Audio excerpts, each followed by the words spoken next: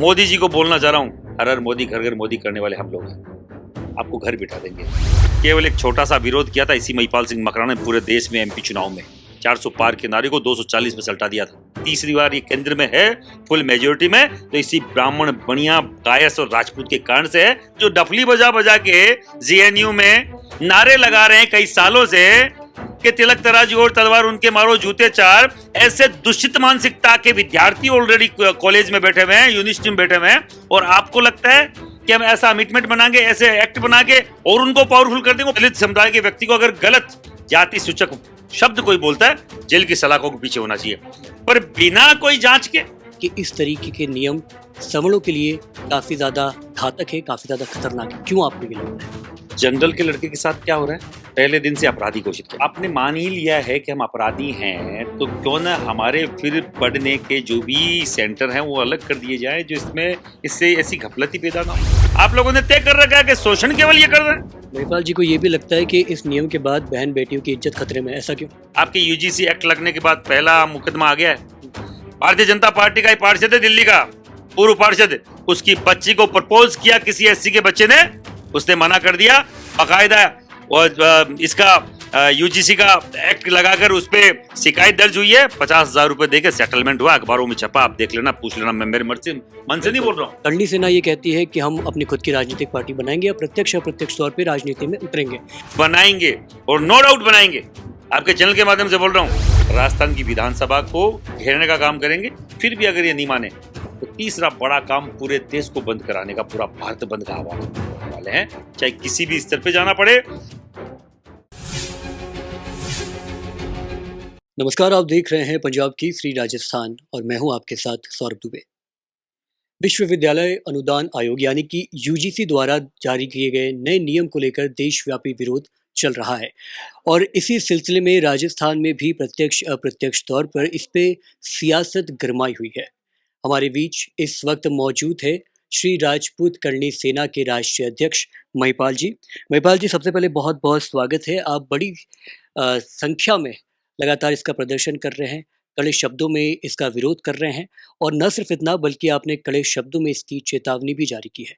इस पर तफसील से बात करेंगे, लेकिन सबसे पहले समझना चाहूँगा आपके शब्दों में कि आप कहते हैं कि इस तरीके के नियम सवर्णों के लिए काफ़ी ज़्यादा घातक है, काफ़ी ज़्यादा खतरनाक है। क्यों आपको ये लगता है? सरकार देखिए, ऐसा जो भी विश्वविद्यालय है, कॉलेज है, वो पढ़ने का एक मंदिर है, पढ़ाई का मंदिर है। वो कोई विधानसभा या लोकसभा का अखाड़ा नहीं है। आप अपने पॉलिटिकली जगह आप राजनीति कहीं पे भी कीजिए, हमें कोई दिक्कत नहीं है। आप जहाँ छात्र अपने बहुत अच्छे संबंधों के साथ रहते हैं, जो बच्चा फर्स्ट क्लास से लेके 12वीं क्लास तक जिनके मित्रता में, जिनके सानिध्य में, जिनके साथ सहयोग से पढ़ाई करता है, जिनके साथ पढ़ाई करता है, वो बच्चा कॉलेज में जाते ही उनको 2-3 धड़ों में बांट दिया जाएगा कि ये तो ओबीसी का है, ये एससी/एसटी का है, ये जनरल का है। जनरल के लड़के के साथ क्या हो रहा है? पहले दिन से अपराधी घोषित किया जा रहा है। डे फर्स्ट आप अपराधी, जैसे ही एंट्री करोगे कॉलेज में, आप अपराधी हैं। क्यों अपराधी हैं? क्योंकि यूजीसी एक्ट ने एक तरीका बदल दिया है, एक डेफिनेशन दे दी है कि यूजीसी में केवल जनरल कास्ट आएगी। ओबीसी को साथ कर दिया, एससी/एसटी के साथ कर दिया, कोई बात नहीं। मैं पूछना चाह रहा हूं, जब आपने मान ही लिया है कि हम अपराधी हैं, तो क्यों ना हमारे फिर पढ़ने के जो भी सेंटर हैं वो अलग कर दिए जाए, जो इससे ऐसी घपलती पैदा ना हो। हमें अपराधी मानकर आप लोग ये अगर अमिटमेंट ला रहे हैं, अपराधी मान के ये नए सिविल कोड ला रहे हैं, अलग अलग आप हर तीसरे दिन नए कानून बना रहे हैं, तो भैया इस तरीके के कानून न तो हम बर्दाश्त करेंगे। हमारे बच्चे कोई अपराधी नहीं है, न अपराध की श्रेणी में आते हैं, और न इस तरीके का उनकी मानसिकता है। जो मानसिकता दूषित मानसिकता वो ऐसे कानून बनाने वालों की हो सकती है। हमारे न तो बणिए के बच्चे की मानसिकता ऐसी है, न कोई ब्राह्मण के बच्चे की मानसिकता ऐसी है, न कोई क्षत्रिय की मानसिकता ऐसी है। आप लोगों ने तय कर रखा है कि शोषण केवल ये कर रहे हैं। क्या केवल कॉलेज यूनिवर्सिटी में क्या रैगिंग क्या केवल राजपूत छात्र की है, बणिया या ब्राह्मण छात्र की होती है? क्या बणिया या ब्राह्मण छात्र रैगिंग करते हैं? क्या दूसरे छात्र रैगिंग नहीं करते? ये जबरदस्ती के जो प्रोपेगेंडा खड़े किए जा रहे हैं, बच्चों में आपसी वैमनस्यता पैदा की जा रही है, शैक्षणिक स्तर पर कतई बर्दाश्त नहीं होगा। किसी भी जाति बिरादरी के खिलाफ ऐसा कोई भी एक्ट आता तो हम लोग विरोध करते, और सीधा सीधा ये तो हम पे प्रतिघात है, हम पे आघात है, हमारे बच्चों के भविष्य के खिलाफ ये षड्यंत्र है, हम लोग कतई सहन नहीं करेंगे। यूजीसी काला कानून क्यों है? ऐसा ही एक एक्ट आया था, रॉलेक्ट कमीशन। कब? सिडनी रॉलेक्ट ने 1919 में 27 मार्च 1919 में अंग्रेजों ने ये पारित किया, और उसके बाद में जलियांवाला बाग कांड हुआ था। पूरा देश जानता है, जलियांवाले बाग में हजारों हिंदुओं को गोली मार दी गई, भून दिया गया, मार दिया गया, दफना दिया गया, क्योंकि रॉलेक्ट एक्ट उनको मंजूर नहीं था। हमें ये रॉलेक्ट एक्ट, जिसमें नो वकील, नो दलील और नो कोई पैरवी, इसमें कोई तरह की ना कोई कोई आपकी सुनवाई होगी, ना कोई आपको सुनने वाला होगा, ना आपकी तरफ से कोई पैरवी करने वाला होगा, हम कतई बर्दाश्त नहीं करेंगे। इस तरीके का कमिटमेंट, इस तरीके का एक्ट कतई बच्चों के भविष्य के लिए घातक है। और सबसे बड़ी बात, जो परिवार, क्यों पढ़ाएगा कोई परिवार, क्यों भेजेगा कॉलेज में?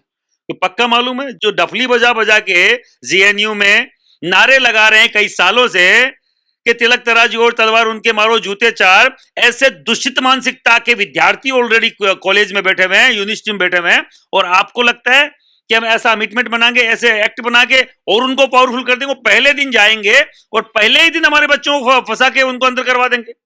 कोई भी आपका लड़का टॉपर है, आपके समाज का लड़का, और बेशक बढ़िया समाज सीए सीएस कर रहा है, आईएएस कर रहा है, अलग अलग इंजीनियरिंग कर रहा है, एमबीबीएस कर रहा है, टॉपर आते साहब, मित्तल, गुप्ता, अग्रवाल, इन्हीं का तो नाम आता है टॉपर में। और इन्हीं को आप जकड़ लोगे जंजीरों में। जंजीरें काहे की? एक एप्लीकेशन लिखी मैंने, डीएन को एप्लीकेशन लिखी, प्रोफेसर को एप्लीकेशन लिखी, हमारे जो भी प्रिंसिपल है उसको एप्लीकेशन लिखी कि भैया मेरे साथ इन्होंने किसी भी तरीके का भेदभाव किया। भेदभाव क्या?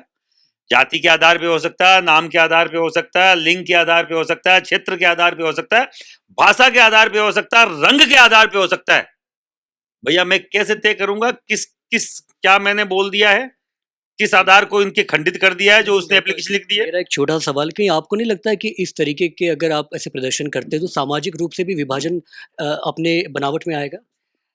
मेरी हकों की लड़ाई में अगर नहीं बोलूंगा तो एससी एसटी एक्ट जो हम पे थोप दिया गया था आज से 5 साल पहले, किसी ने मांगा था क्या?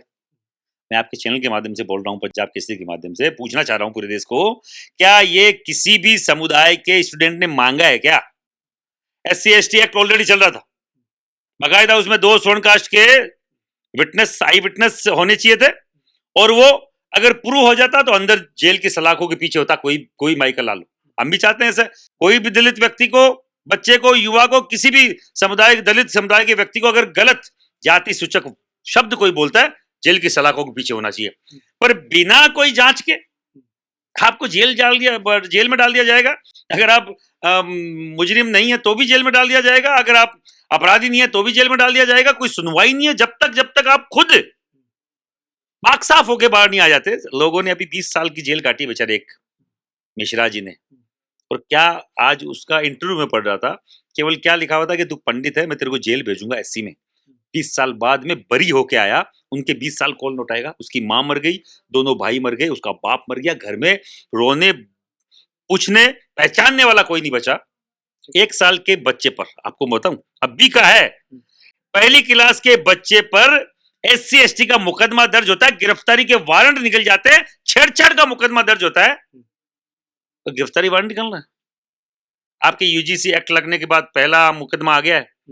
भारतीय जनता पार्टी का एक पार्षद है दिल्ली का, पूर्व पार्षद, उसकी बच्ची को प्रपोज किया किसी एससी के बच्चे ने, उसने मना कर दिया, बाकायदा और इसका यूजीसी का एक्ट लगाकर उस पे शिकायत दर्ज हुई है, 50,000 रुपए देके सेटलमेंट हुआ, अखबारों में छपा, आप देख लेना, पूछ लेना, मैं मेरे मन से नहीं बोल रहा हूँ। लेकिन महिपाल जी, मैं आपके जरिए समझना चाह रहा हूँ, जब आप कह रहे हैं कि ना छात्रों ने मांग की है, तो फिर आखिर यूजीसी ऐसी बॉडी जो सबके लिए बॉडी है या सबके लिए बराबर एकमत बॉडी है, तो उस तरीके के नियम लाया ही क्यों गया? आपको क्या लगता है? देखो, इक्विलिटी के नाम पे इक्विलिटी एक कमीशन बनाया गया, एक सेंटर बनाया गया कि हर जगह एक सेंटर बनेगा, और उसमें इक्विटी स्क्वायर्ड बनेगा, इक्विटी एक सेंटर बनेगा, इक्विटी के नाम पे, समानता के नाम पे, पर उसमें जनरल की कोई बॉडी नहीं होगी, जनरल बॉडी का कोई व्यक्ति नहीं होगा। एससी का व्यक्ति होगा, प्रतिनिधि होगा, एससी का होगा, ओबीसी का होगा, महिलाओं का होगा, दिव्यांग का होगा, जनरल का कोई प्रतिनिधि तो होगा ही नहीं। तो पहली बात तो आपको सुनने वाला कोई है ही नहीं, दूसरा आपके खिलाफ ही होगा, किसी और के खिलाफ ये होगा ही नहीं। तो दूसरा, जनरल को पहले दिन से अपराधी मान लिया गया है। तीसरा, केवल उसने अगर गलत आपको सूचना के तहत फंसा दिया है, गलत उस पे आप पे उसने जुल्म लगा दिया है, कोई आप पे शिकायत कर दी है गलत, उस गलत सूचना, गलत आप पे कोई केस करने वाले के खिलाफ कोई मुकदमा ही दर्ज नहीं होगा, उस पर कोई कार्रवाई नहीं। पहले कार्रवाई थी पर अब कोई कार्रवाई नहीं होगी। तो मतलब मैं किसी के खिलाफ कितने ही मुकदमा दर्ज करा दूं झूठे, मेरे पे कोई कार्रवाई तो होगी नहीं। मैं तो किसी पे किसी के जीवन खराब हो जाए तो हो जाए, जिस पे करवाया है वो खुद प्रूव करता फिरे, खुद ये सत्यता जानता बताता फिरे कि भैया मैं इसमें फंसा हुआ नहीं हूं, मैं इसमें गिल्टी नहीं हूं, मैं इसमें अपराधी नहीं हूं। ये खुद अपराधी है अपनी वो मैं अपराधी हूं कि नहीं, उसको पाक साफ हूं कि नहीं, वो बताता फिरे। केवल मानसिक संतुलन खराब करने के अलावा इसमें कुछ भी नहीं है। बच्चों का भविष्य खराब करने के अलावा इसमें कुछ भी नहीं है। केवल इक्वलिटी के नाम में, समानता के नाम पर जो इतना बड़ा धोखा जनरल कास्ट के बच्चों के साथ किया जा रहा है, हम लोग कतई स्वीकार नहीं करेंगे। किसी भी स्तर पे जाना पड़े हम जाएंगे। महिपाल जी को ये भी लगता है कि इस नियम के बाद बहन बेटियों की इज्जत खतरे में है, ऐसा क्यों? सरफिरों की कमी नहीं है पूरे देश में। 130-35 करोड़ जनता है। हर गांव में 2-5 सरफिरे मिलेंगे आपको, हर जाति में मिलेंगे। ये नहीं बोल रहा हूँ SC/ST में मिलेंगे या OBC में मिलेंगे, जनरल में मिलेंगे। अगर किसी ST/SC OBC जनरल OBC का लड़का कोई जनरल कास्ट की लड़की को, ब्राह्मण की बेटी को, बनिया की बेटी को, ठाकुर की बेटी को प्रपोज करता है, उसने मना कर दिया, एप्लीकेशन तो लिखनी है उसको कि मेरी बेइज्जती कैसे कर दी, मैंने प्रपोजल दिया तेरे को, तुझे मानना पड़ेगा। खुद की बेइज्जती समझ के लिख दिया एप्लीकेशन, साहब मेरी बेइज्जती हुई है, मान मर्दन हुआ है, इस पे कार्रवाई करो। वो अपनी इज्जत कैसे बचा पाएगी? बहन बेटियों की इज्जत आबरू खतरे में है। और मैं इसी संदर्भ में ये भी बोलना चाह रहा हूं, कोई लड़की जो SC/ST OBC के समाज से आती है और आपके जनरल समाज के किसी युवा को, किसी लड़के को प्रपोज करती है और उसने मना कर दिया, तो लड़की भी इसी तरीके के मुकदमे दर्ज कराने में सक्षम है, जो पहले कतई नहीं था। न लड़के की आबरू सुरक्षित है, न लड़की की आबरू सुरक्षित है। तो इस तरीके का अमिटमेंट, इस तरीके का एक्ट कहीं पर भी आपके शैक्षणिक क्षेत्र में नहीं होना चाहिए, जो कतई बर्दाश्त नहीं किया जाएगा। क्या कुछ कर रहे हैं इसके विरोध को लेकर, और क्या कुछ चाहते हैं आप सर्वदलीय से एक तरीके से? पूरे देश में विरोध चल रहा है। राजस्थान का विरोध हमने कल अमर जवान ज्योति से चालू किया, प्रेस कॉन्फ्रेंस के उसको करके। आज हम लोग जयपुर में अभी शाम को 6:15 बजे झोटवाड़ा, लता सर्किल जो वीर दुर्गादास राठौड़ सर्किल है, वहाँ से हम लोग एक बड़ी मसाल रैली का आयोजन कर रहे हैं, मार्च पास्ट का आयोजन कर रहे हैं, जो खातीपुरा तिराहे तक होगी। 4-5 किलोमीटर हम लोग पैदल चलकर एक सांकेतिक सरकार को दिखाने का 2-5 हज़ार लोग काम करेंगे कि भैया मान जाओ, नहीं तो फिर आगे 2-5 दिन के अंदर अंदर राजस्थान की विधानसभा को घेरने का काम करेंगे। फिर भी अगर ये नहीं माने तो तीसरा बड़ा काम पूरे देश को बंद कराने का, पूरा भारत बंद का आह्वान हम लोग करने वाले हैं, चाहे किसी भी स्तर पे जाना पड़े। सभी संस्थाएं हमारे साथ है, ब्राह्मण बणियों की हर एक संस्था हमारे संपर्क में है, राजपूत समाज की जितनी भी संस्थाएं वो हमारे संपर्क में, और हर एक युवा जो यूनिवर्सिटी में पढ़ रहा है, कॉलेज में पढ़ रहा है, उनसे हमारा सबसे संपर्क है, क्योंकि उनके भविष्य का मामला है। हम हमारे युवा अवस्था से इन चीजों की लड़ाई लड़ते आ रहे हैं। अब हम खुद प्रौढ़ावस्था में आ गए हैं, पर भी सरकारों ने कभी आज तक जनरल के ऊपर 5 वर्षीय योजनाएं आती हैं, आज तक कभी कोई योजना में नाम जनरल का नहीं है। जनरल होता क्या है? जो 133 सांसद की सीटों पे चुनाव न लड़ पाए वो जनरल है। 1225 विधानसभा की सीटों पे जो चुनाव न लड़ पाए वो जनरल है। हर दिन उपेक्षा झेलने वाला, संविधान के द्वारा उपेक्षा झेलने वाला वो स्वर्ण कास्ट है। और उस स्वर्ण कास्ट का व्यक्ति इतना सब झेलने के बावजूद सबका कल्याण हो, सबका भला हो, इस मानसिकता का व्यक्ति है। आप ये देखिए कि सुदामा जैसा गरीब ब्राह्मण का बेटा भी 4 गुना ज्यादा फीस देकर पिछले 80 साल से अपने बच्चों को पढ़ा रहा है, 3-3 पीढ़ियां गुजर जाने के बाद। और आज भी लोग दलित, कि हम दलित हैं, भैया दलित है तो तुम्हें 3-3 पीढ़ियां हो गई आरक्षण दिए, हमें कोई दिक्कत नहीं आरक्षण से, फिर आप मुख्य धारा आने के लिए 5 पीढ़ियां और ले लो। पर जनरल के बच्चों के साथ कुठाराघात हम न स्वीकार करेंगे, न इसी सरकार को स्वीकार करेंगे। सर मैं बार बार बोल रहा हूं, न सरकार से किसी ने मांगा है, कोई कास्ट के स्टूडेंट ने ये इस तरीके के एक्ट की डिमांड नहीं करी। अगर ये सरकार जबरदस्ती ये एक्ट हम पे थोपती है तो इस सरकार को बनाने वाले हम हैं। और सीधा आपके चैनल के माध्यम से बोल रहा हूं, चैलेंज करके, केवल एक छोटा सा विरोध किया था इसी महिपाल सिंह मकराना ने पूरे देश में एमपी चुनाव में 400 पार के नारे को 240 में सल्टा दिया था। गुजरात की लाखों की रैलियां हमने करी है। ठीक है, महिपाल जी, मैं ये समझना चाह रहा हूँ कहानी का दूसरा पहलू ये है, करणी सेना ये कहती है कि हम अपनी खुद की राजनीतिक पार्टी बनाएंगे या प्रत्यक्ष या अप्रत्यक्ष तौर पे राजनीति में उतरेंगे। इस तरीके का कैंपेन अब वापस लिया जा रहा है। तो कहीं न कहीं विरोधियों का ये कहना या ये स्वर बुलंद हो रहे हैं कि कहीं न कहीं ये सियासी रूप से सक्रिय होने का एक ज़रिया तो नहीं है? करणी सेना हो सकती है, ब्राह्मणों के सैकड़ों संगठन थोड़ी पार्टी बना रहे हैं, बनियों के सैकड़ों संगठन वो थोड़ी पार्टी बना रहे हैं, राजपूतों के खूब सारे संगठन वो थोड़ी पार्टी बना रहे हैं। क्योंकि आप राष्ट्रीय अध्यक्ष हैं इसलिए। सरकार मतलब करणी सेना हो सकता है कि करणी सेना के तौर पर, करणी सेना तो 20 साल से ये मुद्दे उठाती आ रही है। SC ST एक्ट बना था तब भी हम मुखर होकर बोले थे। मैं अकेला थोड़ी बोल रहा हूँ, कोई तिवारी मिश्रा वो जो शर्मा जी ये सब बोल रहे हैं तो कोई करणी सेना से थोड़ी जुड़े हुए हैं। भैया ये तो सीधा सीधा कुठारा गात है स्वर्ण समाज पर, स्वर्ण समाज के युवाओं पर। क्यों ना बोलेंगे? हमारी पार्टी ने, पार्टी का तो 15 दिन पहले अनाउंसमेंट किया हमने कि हम पार्टी बनाने वाले हैं, पार्टी बनाएंगे। अभी तो बनाई नहीं है, बनाएंगे और नो डाउट बनाएंगे।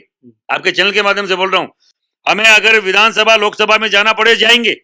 पर अगर ऐसी सरकारें इस तरीके की दमनकारी नीति अपनाएगी, जिन समाजों ने जिन व्यवस्थाओं ने इस सरकारों को खड़ा किया उनके खिलाफ, स्वर्ण समाज वो है जो भारतीय जनता पार्टी को यहां तक लाने वाला है, रीढ़ की हड्डी है। जब कभी इनके बूथ में बैठने वाले बूथ एजेंट नहीं हुआ करते थे, जब राजपूत इनके लिए लड़ता था, बनिया इनके लिए फाइनेंस करता था, ब्राह्मण मैनेजमेंट देखने का काम करता था, और आज अगर आज तीसरी बार ये केंद्र में है फुल मेजोरिटी में, तो इसी ब्राह्मण बनिया कायस और राजपूत के कारण से है। और उनके समाज के बच्चों के साथ अगर गलत करेंगे तो इनको किस तरीके से सामना करना, कैसे हमें हैंडल करना बहुत अच्छे से आता है। जो बना सकता है बिगाड़ भी सकता है। मोदी जी को बोलना चाह रहा हूं, हर हर मोदी घर घर मोदी करने वाले हम लोग हैं, आपको घर बिठा देंगे, ये हमारी ताकत है। आंशिक विरोध किया था जिसमें 240 में सल्टा दिया था। जब बढ़िया ब्राह्मण ठाकुर और कायस एक साथ आएंगे, भूमियार एक साथ आएंगे, पटेल एक साथ आएंगे, जाट अपने हरियाणा का, दिल्ली का, पंजाब का जाट एक साथ आएगा, तो इनकी हालत पतली हो जाएगी सरकार। ये वोटर हैं, वो वोटर हैं जो इनके ग्रास रूटर वोटर हैं, जो मूल जिससे चालू होती है इनकी काउंटिंग, वो वोटर हैं। अब पेट वालों की आस कर रहे हैं, गोदी वालों को छोड़कर। जो गोद में, जिनके कारण से तुम्हारे ये मातृत्व का सुख मिला हुआ है, तुम्हें ये जो आज सत्ता मिली हुई है, ये गोद वालों के कारण से है। वो गोद वाले हम लोग हैं। जो पेट में भ्रूण हत्या, आपको लग रहा है कि पता नहीं ये क्या जन्मेगा, बड़ा तेजस्वी बच्चा पैदा होगा। कोई तेजस्वी होगा ना वो ओजस्वी होगा, वो जन्मजात कांग्रेसी है। तुम्हारे को किसी को कभी जीवन में ये वोट नहीं देंगे, तुम कितना ही अपना बना लो, और जो अपने हैं तुम उनको बेगाना बना रहे हो। कतई नहीं हम लोग इस पे भरोसा करने वाले, न कतई इसको स्वीकार करने वाले। ऐसे यूजीसी बिल का हम विरोध करते हैं, पूरे देश में करेंगे, जब तक रुकेंगे नहीं, जब तक ये वापस नहीं होता। बहुत बहुत शुक्रिया महिपाल जी, पंजाब केसरी राजस्थान से स्पेशल रूप से, एक्सक्लूसिव रूप से संवाद करने के लिए। आपसे बात करके हमने समझने का प्रयास किया कि यूजीसी नियम को लेके प्रदेश में क्या कुछ चल रहा है। देशव्यापी विरोध तो हमको सब तस्वीरों के ज़रिए, बातों के ज़रिए, वक्तव्यों के ज़रिए समझने में मदद मिल ही रही है, लेकिन इस इंटरव्यू के ज़रिए जो तमाम सारी राजस्थान की जनता है, दर्शक है और आपके समर्थक है, आपके विरोधी हैं, उनको भी आपकी राय देखने को मिली होगी। बाकी पंजाब केसरी राजस्थान का प्रयास था यूजीसी नियम राजस्थान की सियासत में, राजस्थान के नियमों में, राजस्थान की जनता के लिए किस तरीके से प्रत्यक्ष या अप्रत्यक्ष तौर पे प्रभाव डाल रहा है, वो भी समझने का प्रयास करें। बाकी प्रदेश भर की तमाम छोटी-बड़ी खबरों के लिए देखते रहिए पंजाब केसरी राजस्थान। मैं सौरभ दुबे, कैमरामैन मोहित शर्मा के साथ, दीपक शर्मा के साथ, जयपुर से। नमस्कार।